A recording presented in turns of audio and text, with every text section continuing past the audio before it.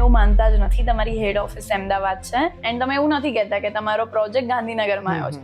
તમે કહો છો કે તમારો પ્રોજેક્ટ સરગાસણમાં આવ્યો છે. પકવાન ચાર રસ્તા છે અમદાવાદમાં. એવી રીતે સરગાસણ ક્રોસ રોડ છે એ ન્યૂ પકવાન ચાર રસ્તા બનશે ઇન ફ્યુચર. આવનારા 5 થી 10 વર્ષની અંદર સરગાસણ સરાઉન્ડિંગ તમારી પાસે આપણી પાસે જગ્યા જ અવેલેબલ નહીં હોય. કોઈ 3 સિટી મળીને એક સિટી કેમ ના બને? હવે અમદાવાદ કે ગાંધીનગર, હવે જે ઝોન વાઇઝ કે ગોડા છે, ગૌડા છે, ગવર્મેન્ટ પણ એવું વિચારી રહી છે. ઇનફેક્ટ ઇમ્પ્લિમેશન હવે શોર્ટમાં થઈ જશે કે ઓથોરિટી બધી એક કરી નાખશે, એટલે ડેવલપમેન્ટ પણ સ્મૂથ થશે. એટલે ઝોન કદાચ વધારે કરી નાખે, એરિયાની અંદર સમાવિષ્ટ કરી નાખે, એટલે પણ જે અવડા અને ગુડા, જીએમસી એવી રીતે એ ઓથોરિટી જ આખી કરી અને એક જ બનાવવાના છે. ઘણી વખત આપણે મીડિયા પેપર્સમાં બી જોયેલું છે. તો આજના એપિસોડમાં આપણને જોઈન કરે છે મલ્ટી બિઝનેસ ઓનર અને જે ગાંધીનગરની સ્કાયલાઇનને બદલવા માંગે છે એવા one and only founder of Shreya infrastructure mister Ravi Brahmbhatt. તો આજના એપિસોડમાં રવિભાઈ આપણને કહું છે કે કેવી રીતે એ છે તો doctor but professionally he is a developer અને ગાંધીનગર, અમદાવાદ અને ગિફ્ટ સિટી જે ટ્રાયો સિટી છે એનું ઇન્ફ્રાસ્ટ્રક્ચર ક્યાંથી ક્યાં પહોંચવાનું છે, ગાંધીનગરના વાઇડ રોડ, ઓપન સ્પેસ એ કેવી રીતે ફ્યુચરની આવાવાળી હાઈ રાઇઝ બિલ્ડિંગોનું હબ બનવાનું છે. તો લેટ્સ એન્જોય ધ એપિસોડ. પણ એના પહેલા અમારા આ વિડીયોને લાઈક અને અમને સબસ્ક્રાઇબ જરૂરથી કરી દેજો. તમારી એક લાઈક અને સબસ્ક્રિપ્શન અમારો પ્રોત્સાહન ખૂબ જ વધારી દે છે અને અમને આવા બીજા વિડીયો બનાવવા માટે પ્રોત્સાહિત કરે છે. અને અમને જોડે જોડે ઇન્સ્ટા પર પણ ફોલો કરી દો, કેમ કે આ આખા લાંબા એપિસોડના અમે ઇન્સ્ટાગ્રામ પર નાના નાના શોર્ટ મૂકીએ છીએ, જેનાથી તમારું રિયલ એસ્ટેટ રિગાર્ડિંગ નોલેજ વધતું જાય.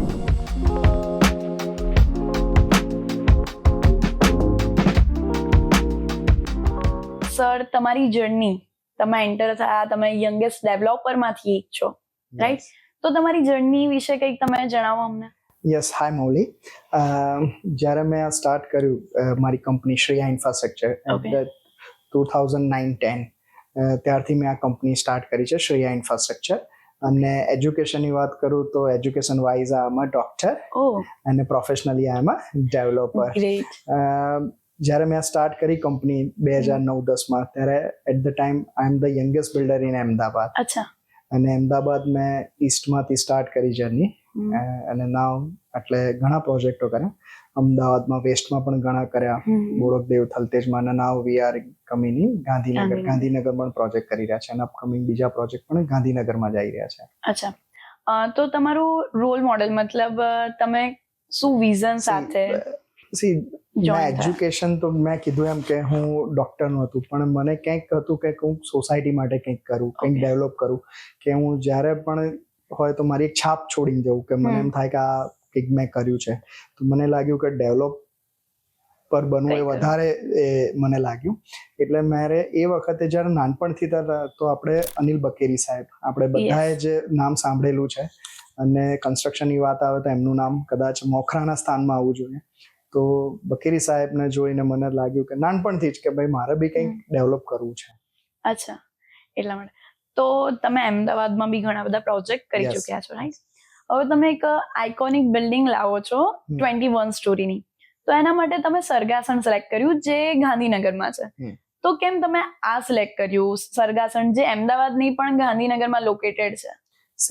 હવે આપણે જોઈએ કે ગાંધીનગર એક તો આપણું કેપિટલ ઓફ ગુજરાત છે, plus green city of Gujarat છે. 100%. After Chandigarh, Gandhinagar is a plan city. એટલે બીજો કોઈ ચંડીગઢ પછી કોઈ પ્લાન સિટી હોય તો આપણું ગાંધીનગર જ છે.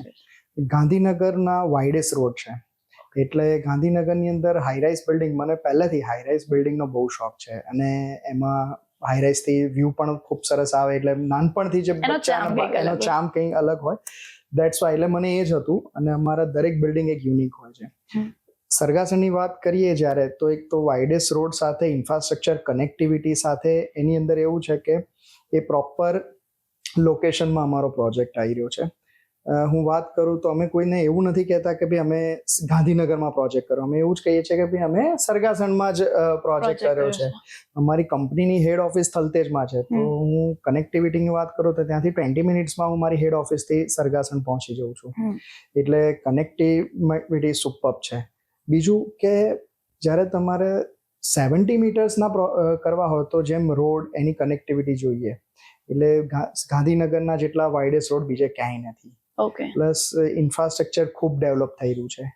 ગાંધીનગરની અંદર માઇગ્રેશન ખૂબ સરસ છે, એટલે એના લીધે એનું ડેવલપમેન્ટ પણ ખૂબ સરસ થઈ રહ્યું છે. અને બીજું, અમદાવાદ, ગાંધીનગર અને ગિફ્ટ સિટી એ ત્રણે એક એટલે આપણે કહી શકીએ છીએ ટ્રાય સિટી. અને ખાસ કરીને લાસ્ટ યર્સ આપણે એક્સપો પણ કર્યો તો ગિફ્ટ સિટીની અંદર ટ્રાય સિટી કરીને. યસ. તો તમે કહ્યું કે તમે એવું માનતા જ નથી તમારી હેડ ઓફિસ અમદાવાદ છે, એન્ડ તમે એવું નથી કહેતા કે તમારો પ્રોજેક્ટ ગાંધીનગરમાં આવ્યો છે.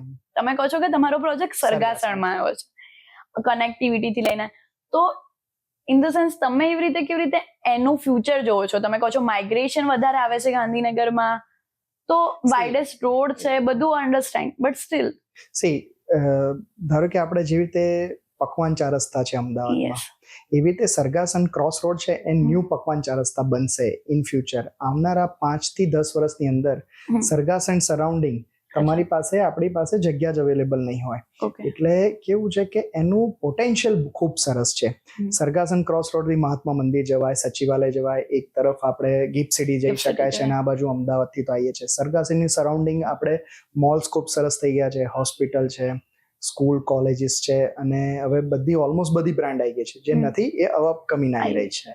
એટલે પોટેન્શિયલ વાઇઝ જોવા જઈએ તો સરગાસન ઇઝ ધ બેસ્ટ. અને જેવી રીતે અમદાવાદ અને ગાંધીનગર જે એસજી હાઈવે છે, સરખેજ ગાંધીનગર હાઈવે, તો એ આપણી લાઇફલાઇન ગણાય. 100% એ લાઇફલાઇન છે. એટલે એની બંને બાજુનું જે ડેવલપમેન્ટ છે ખૂબ સરસ છે. અને જે વીડી જંકશન, આપણે વૈષ્ણોદેવી જંકશન, અત્યારે ખૂબ અપકમિંગ પ્રોજેક્ટો બધા આવી રહ્યા છે. હવે ત્યાંથી તમે જુઓ તો સરગાસન કેટલા કિલોમીટર રહ્યું? બહુ જ નથી, હાર્ડલી એટલે 5 મિનિટ્સ. ઇવન કે અમે એક 5 સ્ટાર હોટલ પણ લાવી રહ્યા છે અડાલજની અંદર. એટલે અમારું ડેવલપમેન્ટ વિઝન અમારી એ રીતે જ છે કે ભાઈ એસજી હાઈવે ઉપરનું જે છે એની પોટેન્શિયલ એનો આપણે કેવી રીતે લાભ લઈ શકીએ અથવા એનો એ રીતે યુઝ કરી શકીએ. તમે એના સિવાય બી એક વસ્તુ કહ્યું કે તમે ગાંધીનગર કે અમદાવાદ નથી ગણતા. Try city, Ahmedabad, Gandhinagar and gift city. પણ અમુક લોકો તો બી એક મિથમાં છે કે એવું કેમ ના પોસિબલ થઈ શકે કે કોઈ 3 સિટી મળીને એક સિટી કેમ ના બને? એનું વર્ક એન્જિન એવું છે કે ગવર્મેન્ટ પણ હવે અમદાવાદ કે ગાંધીનગર, હવે જે ઝોન વાઇઝ કે ગોડા છે, ગૌડા છે, ગવર્મેન્ટ પણ એવું વિચારી રહી છે. ઇનફેક્ટ ઇમ્પ્લિમેશન હવે શોર્ટમાં થઈ જશે કે ઓથોરિટી બધી એક કરી નાખશે, એટલે ડેવલપમેન્ટ પણ સ્મૂથ થશે. એટલે ઝોન કદાચ વધારે કરી નાખે, એરિયાની અંદર સમાવિષ્ટ કરી નાખે, એટલે પણ જે ઔડા અને ગુડા, જીએમસી, એમસી એવી રીતે એ ઓથોરિટી જ આખી કરી અને એક જ બનાવવાના છે. ઘણી વખત આપણે મીડિયા પેપર્સમાં બી જોયેલું છે. હા, ગિફ્ટ સિટીની વાત કરીએ તો અલગ ઓથોરિટીના અંડરમાં છે, એટલે એ રીતે એનું ડેવલપમેન્ટ થાય છે. પણ એક આ ઇકોસિસ્ટમ એક બની છે, કનેક્ટ મેટ્રોથી અને રોડ છે, બીઆરટીએસ ને અમદાવાદની વાત કરીએ, ગાંધીનગરમાં તો બી મેટ્રો સરસ ડેવલપ થઈ ગયા છે. એના લીધે ખૂબ, એટલે એક ઇકોસિસ્ટમના લીધે બી ડેવલપમેન્ટ અને જોડાઈ શકે છે. અને બીજું ગાંધીનગરની અંદર જોબ ને એ તો છે જ ગવર્મેન્ટના, પબ્લિક રહે છે. સપોઝ કોઈ અમદાવાદમાં રહે છે તો એનો ટ્રાન્સપોર્ટ આવવું પડે છે ગાંધીનગરમાં. એટલે હવે એક જ થઈ ગયું છે, હવે આપણી પાસે ડિસ્ટન્સ જ નથી રહ્યું, એટલે એક જ થઈ ગયું. હું નાની હતી ત્યારે મેં એવું મતલબ મમ્મી જોડથી સાંભળ્યું હતું કે એક સિટીમાંથી બીજા સિટીમાં જવું એટલે કેવું હોય કે વચ્ચે વગડું આવતું હોય, વચ્ચે કંઈક ઇન્ફ્રાસ્ટ્રક્ચર કંઈક ડેવલપમેન્ટ ના હોય, એટલે આપણને ખબર પડી કે આ સિટી જતું રહ્યું, અને પછી થોડુંક ડેવલપમેન્ટ દેખાય એટલે આપણને લાગ્યું કે બીજું સિટી આવ્યું. બટ તમે કહો એ પ્રમાણે હું બી એક કનેક્ટ કરી શકું કે એવું કઈ છે જ નહીં. ના, મેં કીધું એમ અર્લિયર્સ મેં કીધું એમ કે અડાલજની અંદર, એટલે ધારો કે જોઈએ તો આ બાજુથી અમદાવાદ, ગાંધીનગર ને બીજું કે મહેસાણા કે કલોલ ગણીએ, એવી રીતે ત્યાં એક આખું ટ્રાય જંકશન ખૂબ સરસ બની રહ્યું છે. ત્રિમંદિર પણ ત્યાં છે, એનું નામ આઈ હોપ કે એના લીધે ટ્રાય જંકશન ત્રિમંદિર મે બી. પણ ત્યાં જ અમે એક 5 સ્ટાર હોટલ બી લાવી રહ્યા છે. એટલે એ ડેવલપમેન્ટ એના લીધે હવે તમને ક્યાંય એવી જગ્યા નહીં મળે કે તમારે નથી ત્યાં કે ડેવલપમેન્ટ. એટલે દેટ્સ વાય મેં પહેલા જ કીધું કે અમે એવું નથી કહેતા અમે ગાંધીનગર પ્રોજેક્ટ કરો, અમે એમ જ છે કે ભાઈ હવે જે અમદાવાદ છે તો અમે સરગાસનમાં પ્રોજેક્ટ કરો છું. હું સેલા પ્રોજેક્ટ કરું એટલા ટાઈમમાં જે પહોંચું એનાથી ઓછા ટાઈમમાં અત્યારે હું સરગાસન પહોંચી જાઉં. That's why. અને વચ્ચે એવું બી ફીલ નહીં આવતું કે કઈ છે નહીં. ઇફ તમે આ બાજુથી અમદાવાદ કનેક્ટ કરો કે આ સાઈડ થી કનેક્ટ કરો, હવે બધું જ કનેક્ટિંગ છે. એટલે લોંગ ડ્રાઈવમાં જઈએ તો પણ એટલું થઈ જ જાય, ખબર જ નહીં પડતી કે આ બિલ્ડિંગ ગાંધીનગરની હદમાં પૂરું થયું ને બાજુમાં અમદાવાદની હદમાં બિલ્ડિંગ કદાચ સ્ટાર્ટ થયું. બીજું તમને કહું કે જે પહેલા ઇન્વેસ્ટરો કે જે હતા જે અમદાવાદ આવતા હતા, ઓકે, હવે ઓછા થઈ ગયા છે અથવા લેસ આવે છે એનું રીઝન એટલું જ છે કે હવે એ લોકોને ત્યાં ઇન્વેન્ટરી ગાંધીનગરમાં જ ખૂબ મળી ગયા છે. ઇન્વેસ્ટ કરવું હોય તો ત્યાં એમને સારા એવા ઓપ્શન પ્રીલીઝ પ્રોપર્ટીથી લઈને એવરીથિંગ મળી ગયું છે. એ પણ એક બીજો એક મેજર રોલ છે. 100%. તો તમે હાલ કહ્યું કે ગાંધીનગરમાં વાઇડ રોડ છે 70 મીટર, ધેટ્સ વાય તમે અહીંયા ગાડી ચોઇસ કર્યું કે એક વ્યૂ વાળી ફિલિંગ આવે, ગ્રીન બિલ્ડિંગ છે અને જે એન્વાયરમેન્ટલ અમારી કંપની IGBC અપ્રૂવ છે. અમારા દરેક પ્રોજેક્ટ એક એન્વાયરમેન્ટલ ફ્રેન્ડલી હોય છે, એટલે એનું પ્લાનિંગ હોય છે. ધારો કે અત્યારે અમે જે શ્રેયા અમેઝિયા કરીને પ્રોજેક્ટ મૂક્યો છે જે ગાંધીનગર, એ અમેઝિંગ છે. અમારી એની ટેગલાઇન છે Amaze your self every day. તો કેવું છે કે 4 BHK એક ફ્લોર પર બેચ ફ્લેટ અમે લાયા છે કે લિફ્ટ ખોલે અને તમારા જ ફ્લેટમાં જાય, ક્રોસ એર વેન્ટિલેશન છે, એવરીથિંગ. અને વ્યૂ ઓપન સ્પેસ અમે એટલી બધી આપી છે. અમે ધારત તો ત્યાં એક ટ્રેન્ડ થઈ ગયો છે ગાંધીનગરમાં કે 45 મીટર્સ જ આપણે કરીએ.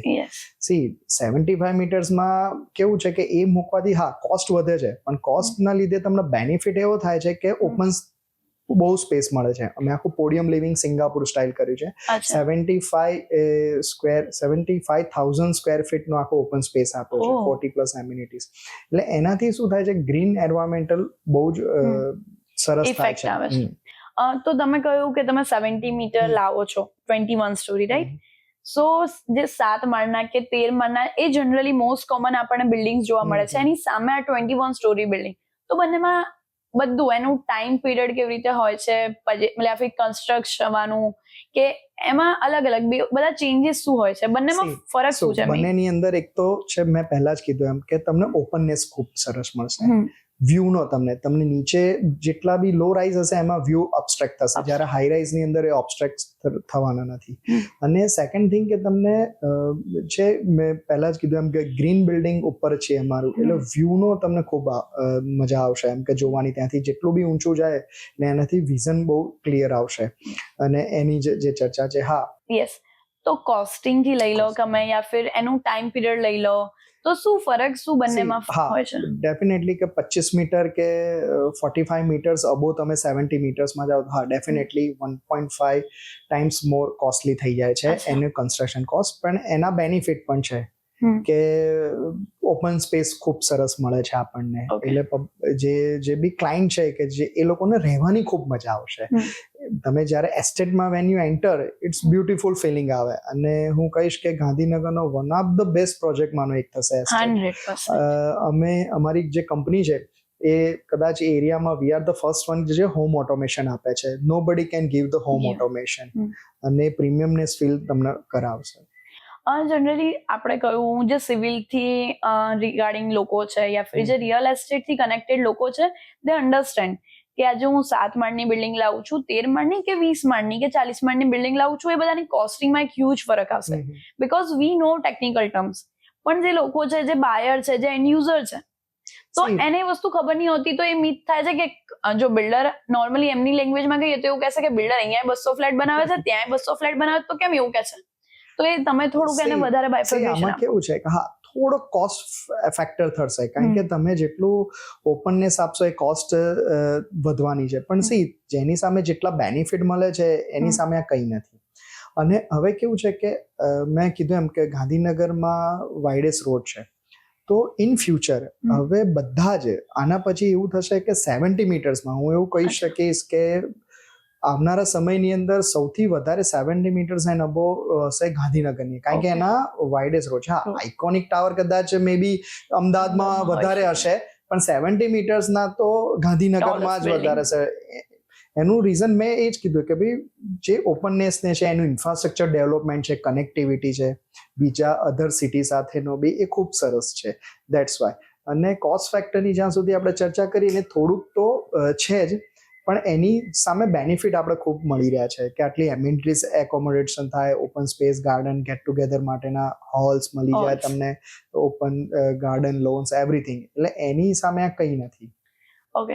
અને કઈ પોઝિશનની ડ્યુરેશનમાં ફરક કેવી રીતે થાય છે? પોઝિશનની ડ્યુરેશનમાં કોઈ જ ફરક નથી પડતો. જે 45 મીટર્સમાં જેટલો ટાઈમ થશે એટલો 75 થશે, કારણ કે એની કન્સ્ટ્રક્શન ક્વોલિટી પણ આખી ચેન્જ થઈ છે. એની આખું લેટમાં કહીએ તો બાંધકામનું માળખું જ આખું ચેન્જ થઈ જાય. પહેલા કરતા ટેકનોલોજી જુદી હતી, હવે ટેકનોલોજી જુદી થઈ છે. That's why. તો તમે કહ્યું એ પ્રમાણે ફ્યુચરમાં ગાંધીનગરમાં ટોલેસ્ટ બિલ્ડિંગ્સ આવશે, તો અત્યારે બની બી રહ્યા છે ક્યાંક જગ્યાએ. તમારો ફર્સ્ટ હતો, હવે જે છે અપકમિંગ છે, જે હમણાં લોન્ચ થયા હોય 25, 30, એટલીસ્ટ 40 માળના બી ફ્લોરના બી બિલ્ડિંગ્સ બની રહ્યા છે, બનવા આવી રહ્યા છે. તો એને લોકો કેવી રીતે એક્સેપ્ટ કરશે? કેમ કે આપણી ગુજરાતી સૌથી વધારે માઇગ્રેટ લોકો અહીંયા આવે છે, દે કેન એક્સેપ્ટ, એ લોકોને છે કે અમે લોકો ઉપર જઈએ, પણ આપણા લોકોને એવું છે કે અમે જમીનથી વધારે કનેક્ટેડ રહીએ. એમાં કહું તો મેં કીધું એમ કે ભાઈ ગુજરાત હોય કે ગાંધીનગરની અંદર માઇગ્રેશન ખૂબ ઝડપથી થાય છે. એનું મેઇન રીઝન એક છે કે ભાઈ NRI આવે છે, NRG કહી શકીએ આપણે, એ લોકો આવી રહ્યા છે. હવે સ્પેસ ક્યાંથી લાવશો તમે? એવું તો છે નહીં કે તમે આગળ વધઘટ જ કરો, એની એક લિમિટેશન છે. એગ્રીકલ્ચર લેન્ડ ખતમ થઈ જશે તમે જો વધઘટ કરશો, એટલે ક્યાંક બેરિકેટેડ આપણે મૂકવું પડે. તો એના માટે હોરિઝોન્ટલ જવા કરતાં આપણે વર્ટિકલ્સ જવું જોઈએ, અને દરેક પબ્લિકે એક્સેપ્ટ કરવી જોઈએ કે ભાઈ હવે આગળ ક્યાં જઈશું આપણે. એ બીજું સેકન્ડ થિંગ કે ત્યાં ગવર્મેન્ટને પણ એટલે સ્કૂલ, કોલેજીસ, ઇન્ફ્રાસ્ટ્રક્ચર ત્યાં ડેવલપ કરવું, ડ્રેનેજ લાઇન છે, રોડ છે, સ્ટ્રીટ લાઇટ છે, બધું કરવું પડે. ગવર્મેન્ટને એટલા પૈસા નાખવા પડે, તો એ ગવર્મેન્ટને બી એ ના થાય. એટલે જ તો તમે કોઈ પણ વર્લ્ડની સિટી જોઈ લો તો એની મેટ્રો હોય, BRTS હોય, એની આજુબાજુ ડેવલપમેન્ટ વધારે હોય. એટલે જ ગવર્મેન્ટ આપણને FSI ત્યાં વધારે આપે છે કે તમે ત્યાં રહી અને ત્યાં હાઈરાઇઝ બિલ્ડિંગ આપણે બાંધી શકીએ ને પબ્લિક ત્યાં જ, ટ્રાન્સપોર્ટેશન ઓછું થઈ જાય. ટાઈમ બધાનો સેવ થાય. તમે એવું તો હોય જ નહીં કે તમે લોકો આગળ જહાજ કરો, એનું એક બેરિકેટેડ ને કદાચ એગ્રીકલ્ચર લેન્ડ જ નહીં રહે. તો તમે ક્યારે પણ નવો પ્રોજેક્ટ લાવવાનું વિચારતા હશો, તો એ કેવી રીતે ડિસાઇડ થાય છે કે હું જે નવો પ્રોજેક્ટ લાવીશ એ મારા અપકમિંગ પ્રોજેક્ટ માટે કેટલો પોટેન્શિયલ થશે?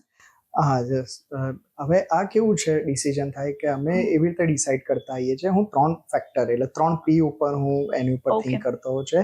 એક તો એનું પ્લેસ એટલે એનું લોકેશન, બીજું થાય છે કે એનું પ્લાનિંગ, અને થર્ડ વન છે પ્રાઇસ. આ 3 ફેક્ટર ઉપર 3P ઉપર મારું વર્ક હોય છે કે આ ત્રણેય વસ્તુ અમે ચેક કરીએ છીએ કે ભાઈ એ ક્યાં પોટેન્શિયલ પ્રોપર છે. તમે પહેલા તો એનું પ્લાનિંગ ને લોકેશન પ્રોપર નહીં હોય અને ગમે તે પ્રાઇસ મૂકશો તો એ વર્કેબિલિટી નહીં થાય. તમે પ્રાઇસ જો વધારે મૂકી દેશો અને પ્રોજેક્ટ એવો હશે તો નહીં જાય.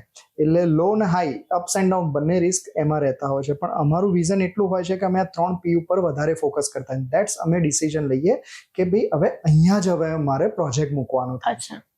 જે ન્યૂ હોમ બાયર છે યા ફિર જે ન્યૂ ઇન્વેસ્ટર છે, જે લોકો ફર્સ્ટ ટાઈમ ઇન્વેસ્ટ કરવા માંગે છે રિયલ એસ્ટેટમાં, તો તમે કહું કે તમે કોઈ લેન્ડ લેતા પહેલા 3P ઉપર વર્ક કરો છો, તો તમે એ લોકોને શું એડવાઇસ આપવા માંગો છો? જે નવા ઇન્વેસ્ટરો છે એને એ રીતે જોવું જોઈએ કે કઈ જગ્યાએ ઇન્વેસ્ટ કરી રહ્યા છે. તમે કોઈ એવી જગ્યાએ ઇન્વેસ્ટ કરો જેનો એપ્રિસિએશન તમને લેટ થશે તો તમારે પૈસા ત્યાં હોલ્ડ રહેશે. તમે સારા લોકેશનમાં, સારા જેમ આપણા પ્રોજેક્ટ જેમ એ વિઝનથી કરીએ કે ત્યાં કનેક્ટિવિટી હોય, ઇન્ફ્રાસ્ટ્રક્ચર પ્રોપર ડેવલપ થયું હોય, મોલ્સ હોય, કોલેજીસ છે, તો ત્યાં હવે એવા પ્રોજેક્ટમાં તમે ઇન્વેસ્ટ કરેલું હોય તો એનું એપ્રિસિએશન ખૂબ સરસ મળે છે. એટલે એમાં તમે ધારો કે કોઈ 5 વર્ષ પછી એમ થાય કે ભાઈ મારે 5 વર્ષનો 5,000 to 7,000 નો મને ગેઇન મળ્યો, તો આફ્ટર બીજા જેવા સારા પ્રોજેક્ટની અંદર એટલા ટાઈમની અંદર 10,000 to 12,000 જેટલો ગેઇન મળી જાય. એટલે જ્યારે એ લોકો ઇન્વેસ્ટ કરે છે તો એ લોકોને એટલું જ છે કે તમે પ્રોજેક્ટ પ્રોપર જોઈ લો કે ભાઈ આ 7 માળનો છે, 14 માળનો છે કે 7 માળનો છે, એને ઓપનનેસ કેટલી છોડી છે, નથી છોડી, કનેક્ટિવિટી ક્યાં છે. અત્યારે લોકો વાસ્તુ એક બિલીવ કરતા હોય છે, તો વાસ્તુ કમ્પ્લાયન્સીસ છે કે તમે સપોઝ બિલીવ નથી કરતા પણ જેને તમે વેચશો એ લોકો સપોઝ બિલીવ કરે છે. એટલે બધા એસ્પેક્ટ જોવા જોઈએ. એને કેટલી FSI ડેવલપરે યુઝ કરેલી છે, નથી કરેલી, એ બધા એસ્પેક્ટ જોવા જોઈએ આપણે. પછી આપણે ત્યાં એમાં ઇન્વેસ્ટ કરવું જોઈએ.